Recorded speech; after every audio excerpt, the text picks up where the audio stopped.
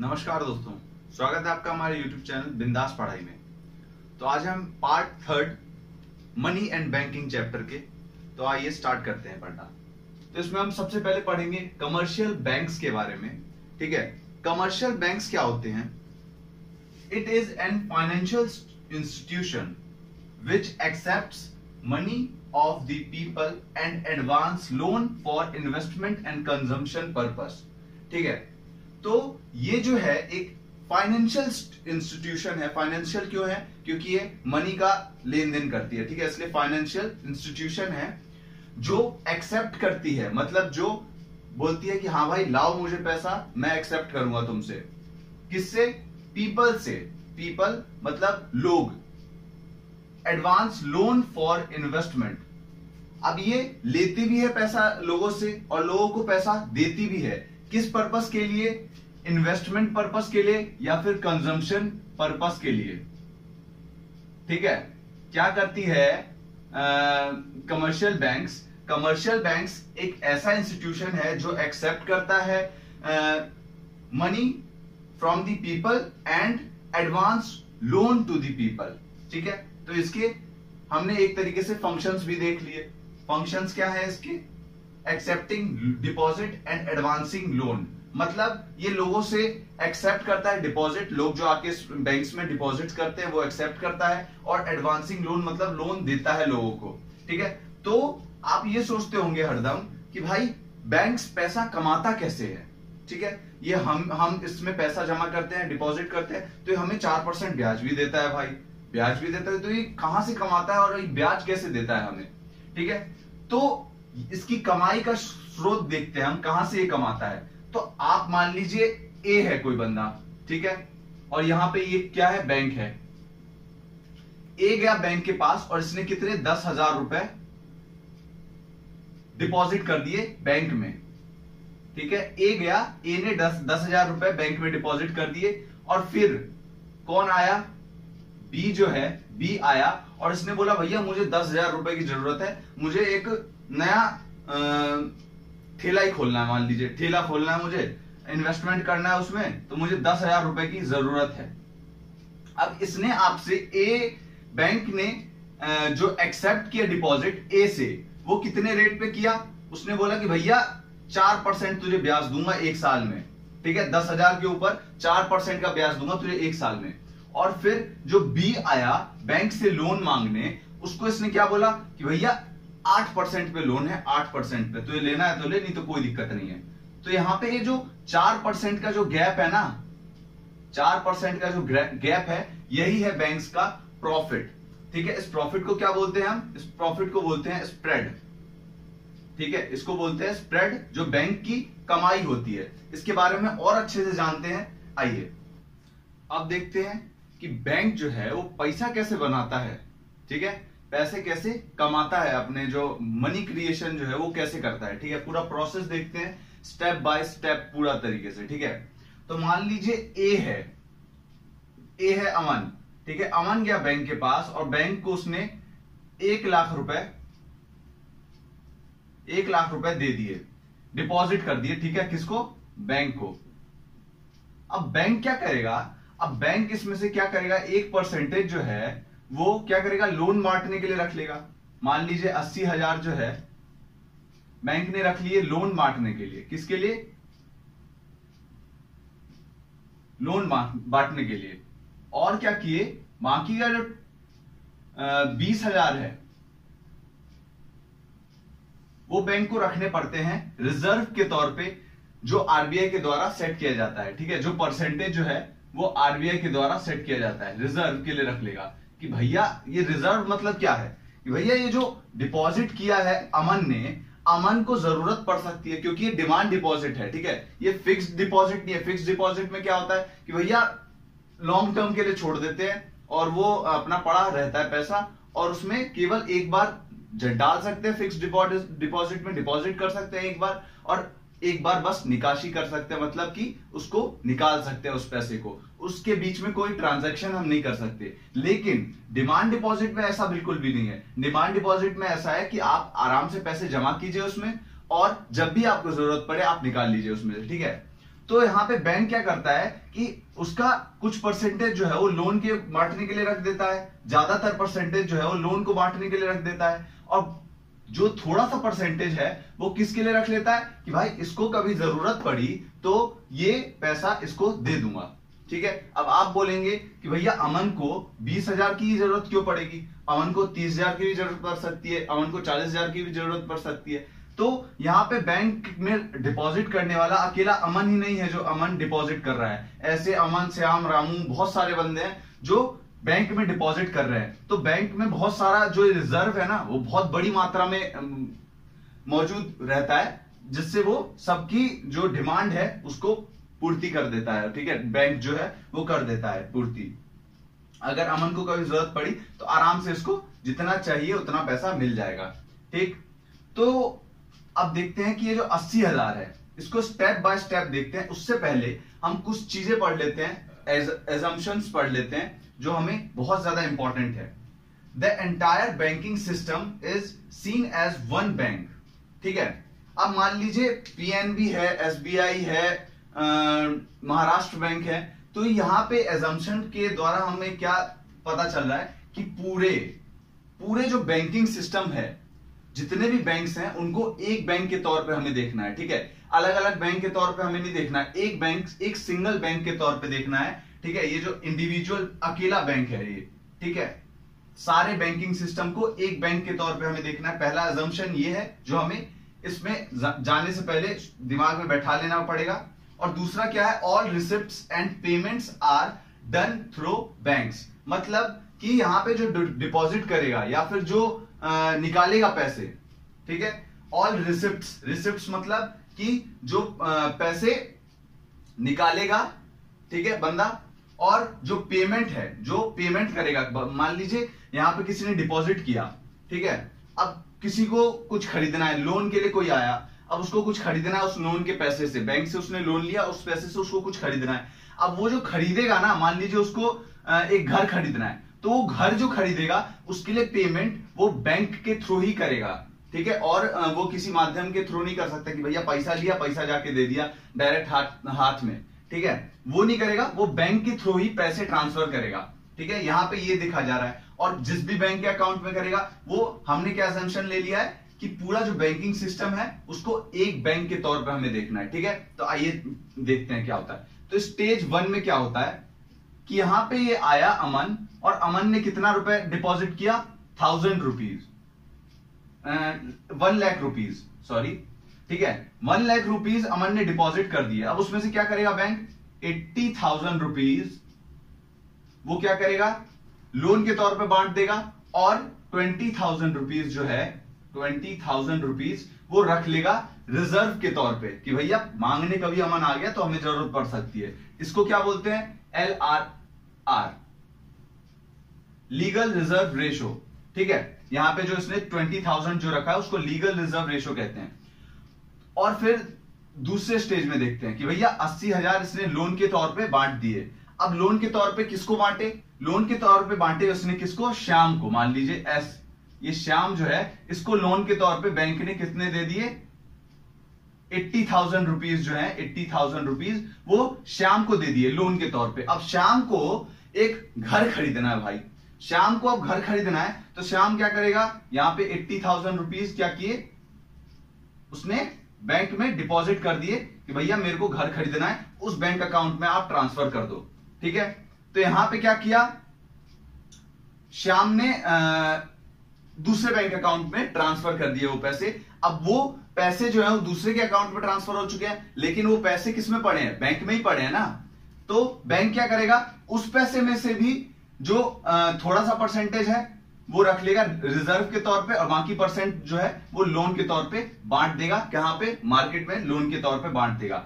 तो यहां पे कितना, 80% इसका कितना हो जाएगा, यहां पे 16,000 जो रुपए हैं वो क्या करेगा, बैंक रिजर्व के तौर पे रख लेगा, और बाकी के जो यहां पे 64,000 रुपीज जो हैं वो क्या करेगा, बैंक लोन के तौर पे बांट देगा। अब ये बैंक ने लोन के तौर पे जो 64,000 हैं वो किसको दिए, वो दे दिए मान लीजिए आकाश को। ठीक है, ये जो 64,000 है वो बैंक ने दे दिए आकाश को। आकाश को क्या करना है, आकाश को एक नया इंडस्ट्री, एक नई जो है कंपनी खोलनी है, ठीक है। 64,000 रुपीज उस आकाश ने लिए बैंक से लोन के तौर पे, जिससे वो एक कंपनी खोलेगा आकाश, ठीक है। तो आकाश को जो लोन दिया बैंक ने, अब आकाश क्या करेगा, इसको खर्च करेगा। खर्च कैसे करेगा, हमने पहले ही अजम्पशन में देख लिया कि ऑल द पेमेंट्स जो है, सारी पेमेंट्स जो है वो बैंक के थ्रू होगी। तो ये 64,000 भी वो कहां खर्च करेगा, बैंक में ही, किसी के बैंक में ही ट्रांसफर करेगा, ठीक है। तो यहां पे थर्ड स्टेज पे आ गया कि 64,000 जो है वो आकाश ने ट्रांसफर कर दिए किसी और के बैंक अकाउंट में। अब इसमें से क्या है, इसमें से भी थोड़ा सा परसेंटेज जो है वो रिजर्व के तौर पे रख लेगा और बाकी जो परसेंटेज है वो बांट देगा बैंक, ठीक है। तो यहां पे 51,200 रुपए क्या करेगा बैंक, लोन के तौर पे बांट देगा और बाकी के जो बचे पैसे वो रिजर्व के तौर पे रख लेगा, जितने भी बचे हों पैसे, ठीक है। तो यहां पे हमने देखा कि ये जो स्टेप है ना, ये पैसे रखने का और देने का, तो यहां पे हमने देखा कि बैंक के पास डिपॉजिट तो केवल इतना ही हुआ, ठीक है। बैंक के पास डिपॉजिट केवल 1 लाख रुपीज हुआ जो कि अमन ने किया, लेकिन बैंक ने उसी 1 लाख रुपए को घुमा घुमा के, लोन बांट बांट के यहां पे 3 स्टेप है। अब आप पूछेंगे कितने स्टेप तक ये चलेगा, तो इतने, जब तक कि यहां पे बैंक जो है वो 5 लाख रुपए डिपॉजिट जो है वो पूरा 5 लाख जब तक ना हो जाए, और यहां पे लोन जो है वो 4 लाख ना हो जाए, लोन के तौर पे बैंक जब तक 4 लाख नहीं मार्केट में बांट देगा, और यहां पे रिजर्व जो है वो जब तक 1 लाख ना रख ले बैंक, तब तक ये जो प्रोसेस है वो चलता रहेगा, ठीक है। तब तक ये जो पूरा प्रोसेस है वो चलता रहेगा। तो ये जो प्रोसेस है कि भैया हमको कैसे पता चलेगा कि 5 लाख तक ये प्रोसेस चलेगा, कि भैया 5 लाख जैसे डिपॉजिट होगा तब ये प्रोसेस पूरा खत्म हो जाएगा। बैंक के पास 1 लाख थे, 1 लाख से बैंक ने क्या किया, 5 लाख रुपए डिपॉजिट में घुमा दिए, मतलब मार्केट में घुमा दिए, 1 लाख से 5 लाख रुपए घुमा दिए मार्केट में। तो इसको बोलते हैं क्रेडिट क्रिएशन, ठीक है। इस पूरे स्टेप को क्या बोलते हैं, 1 लाख से 5 लाख जो बनाए हैं बैंक ने, उसको बोलते हैं क्रेडिट क्रिएशन। तो क्रेडिट क्रिएशन हम कैसे निकालते हैं, वो निकालते हैं इसके मदद से। ये जो रिजर्व रखा है ना बैंक ने, तो जितना परसेंटेज रिजर्व रखता है बैंक रिजर्व के तौर पे, उससे हम क्या निकाल सकते हैं कि वो कितना मनी क्रिएशन कर सकता है, या फिर मनी मल्टीप्लाई कर सकता है, या फिर उसको क्या बोलते हैं, मनी मल्टीप्लाई, कि भैया कितना मल्टीप्लाई कर सकता है। यहां से 1 लाख से बैंक ने क्या कर दिया, 5 लाख के रुपए बना दिए, 5 लाख जो है वो मार्केट में बांट दिए। तो यहां पे क्या किया, 5 टाइम्स किया, मनी मल्टीप्लायर यहां पे कितना हुआ, 5 टाइम्स हुआ। तो ये कैसे हुआ, बैंक ने यहां पे 20% जो है, 1 लाख का 20% कितना होता है, 20,000, वो जो है वो रिजर्व के तौर पे पहले ही स्टेज में रख लिया था। तो यहां पे LRR, ये जो है वो 20,000 जो रखा वो LRR के फॉर्म में रखा है। तो यहां पे क्रेडिट क्रिएशन जो है वो इनवर्सली प्रोपोर्शनल होता है, इनवर्सली प्रोपोर्शनल होता है किसके, LRR के। क्रेडिट क्रिएशन जो है या फिर मनी मल्टीप्लायर वो जो होता है वो इनवर्सली प्रोपोर्शनल होता है LRR के। इनवर्सली प्रोपोर्शनल मतलब कि मान लीजिए LRR जो है वो 20% था यहां पे, तो मनी मल्टीप्लायर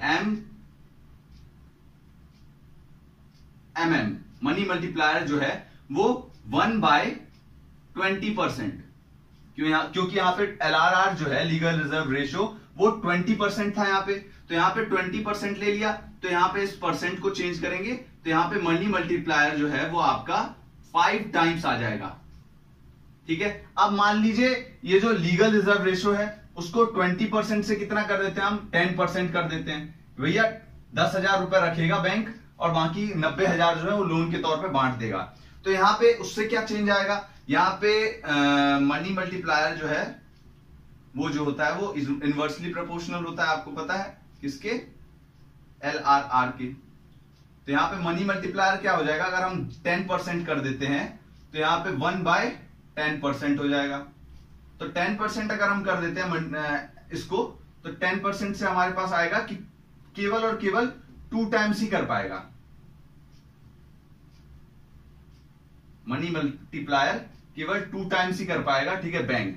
अगर हम इसको 20% से 10% पे घटा के कर दें लीगल रिजर्व रेशो को, ठीक है, तो यहां पे हमने देखा कि बैंक जो है जितना क्रेडिट क्रिएशन कर सकता है वो किस पे निर्भर करता है, वो करता है इस रिजर्व पे कि कितना रिजर्व जो है वो बैंक अपने पास रखता है, किसके फॉर्म में, वो 2 फॉर्म में रखता है। किस दो फॉर्म क्या होते हैं, CRR और SLR, ये 2 फॉर्म में बैंक जो है वो पूरा जो लीगल रिजर्व रेशो है वो रखता है।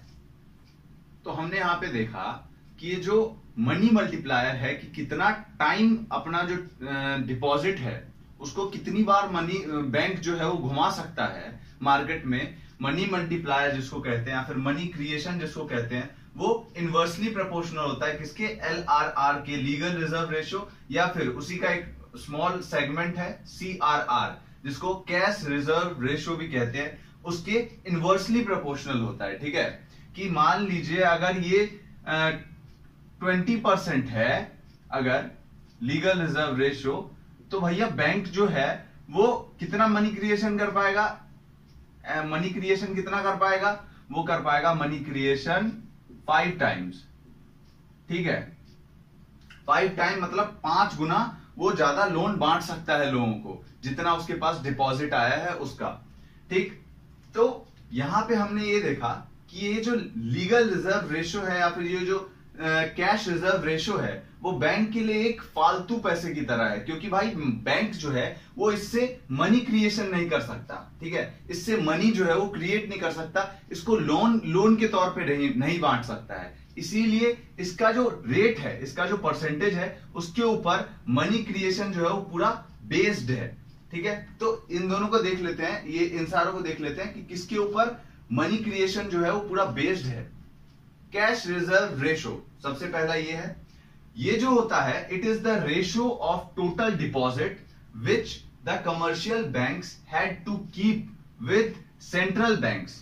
ठीक है, कि भैया ये जो है वो एक रेशो है या फिर एक परसेंटेज है टोटल डिपॉजिट का। मान लीजिए टोटल डिपॉजिट अगर 10,000 का है तो ये एक स्मॉल परसेंटेज है, स्मॉल परसेंटेज मान लीजिए 5% है। ठीक है, कैश रिजर्व रेशो जो है वो 5% है। इसका मतलब ये है कि 5% जो पैसा है 10,000 में से, 10,000 का जो 5% है वो कमर्शियल बैंक जो है उसको सेंट्रल बैंक को देना पड़ेगा। ठीक है, एज आ रिजर्व। ये किस काम के लिए देता है कमर्शियल बैंक सेंट्रल बैंक को, ये देखेंगे हम अगली वीडियो में। ठीक है, तो अभी केवल ये समझ लीजिए कि ये जो है वो रेशो है या फिर परसेंटेज है of the total deposit which the commercial banks had to keep with the central bank, मतलब सेंट्रल बैंक के पास वो जो रिजर्व है, रिजर्व के तौर पे रखना पड़ता है, उसको क्या बोलते हैं, कैश रिजर्व रेशो।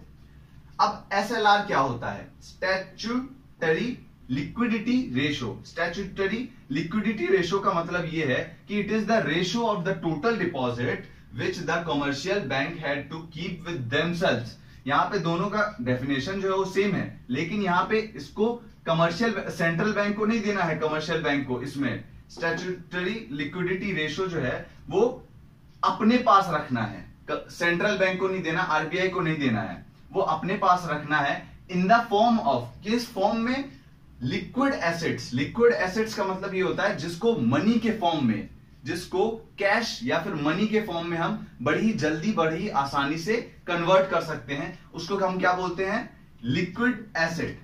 ठीक है, लिक्विड एसेट उसको बोलते हैं जिसको हम मनी के फॉर्म में आसानी से क्रिएट कर सकते हैं, बहुत ही जल्दी उसको बदल सकते हैं, तब्दील कर सकते हैं। तो गोल्ड को हम बड़ी आसानी से मनी के फॉर्म में बेच के या फिर कुछ करके उसको लोन पे देके बड़ी आसानी से उसको मनी के फॉर्म में क्रिएट कर सकते हैं। कैश तो भाई मनी होता ही है। अनएनकम्पर्ड अप्रूव्ड सिक्योरिटी का मतलब ये होता है कि जिस सिक्योरिटीज, मान लीजिए गवर्नमेंट सिक्योरिटीज है, गवर्नमेंट बॉन्ड्स हैं, या फिर ऐसी बहुत सारी सिक्योरिटीज होती है, बॉन्ड्स होते हैं, जिसको हम बेच के, जिसको हम RBI को बेच के या फिर किसी को भी बेच के बड़ी आसानी से उससे पैसा ले सकते हैं। RBI को भी बेचेंगे और किसको बेचेंगे। ठीक है, तो अनएनकम्पर्ड अप्रूव्ड सिक्योरिटीज का मतलब होता है कि जो सिक्योरिटीज हम RBI को बेचें और वो RBI हमें उसके बदले में आसानी से पैसे दे दे।